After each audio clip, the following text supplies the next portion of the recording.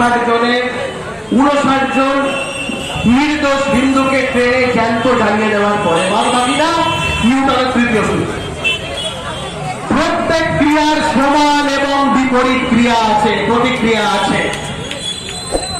মুজফ্ফরনগর দাঙ্গার কথা বলা হয়, মুজফ্ফরনগর দাঙ্গা শুরুটা নিরীহ হিন্দু নিধন যজ্ঞের মাধ্যমে শুরু হয়েছিল, বাদ বাকিটা নিউটনের তৃতীয় সূত্র।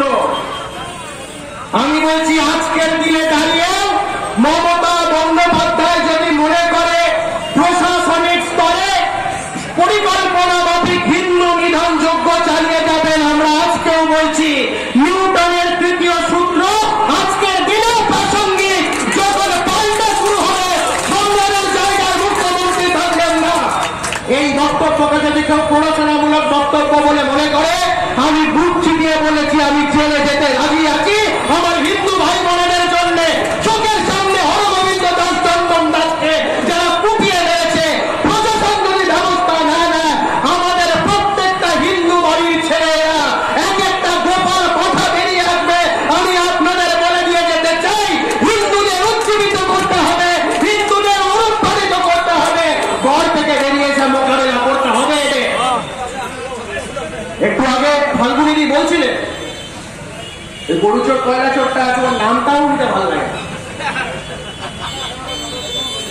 কদিন আগে বড় বড় ডায়ালগ মেরেছে, আমার সামনে যদি গাড়ি এইখানে মারতাম, এইখানে এইভাবে দেখুন, পিসিকে এখন দেখতে পাচ্ছেন, আমার পিসির পুলিশের লোকেরা এইখানটা দেখতে পাচ্ছেন। শুধুমাত্র লুঙ্গি টুপি আর দাড়ি থাকলে মাথায় কপালটা দেখা যাবে না, আর যদি লুঙ্গি টুপি না থাকে, গলায় যদি তুলসীর মালা থাকে, তাহলে বেছে বেছে মারা যাবে, কপালও যাবে। এই পরিস্থিতি থেকে বাংলাকে বার করে আনতে হবে।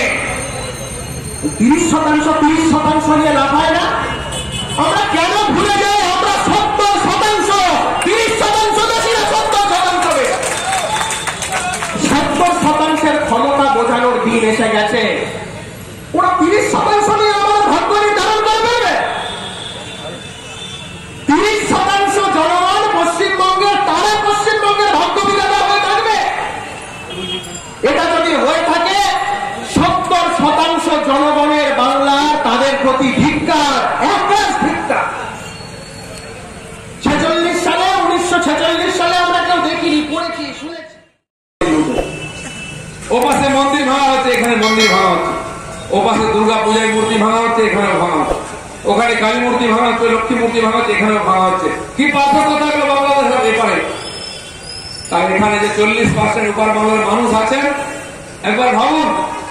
আমার বাবা মা ঠাকুরদার হাত ধরে উপাস থেকে এখানে চলে এসেছিল, কেন?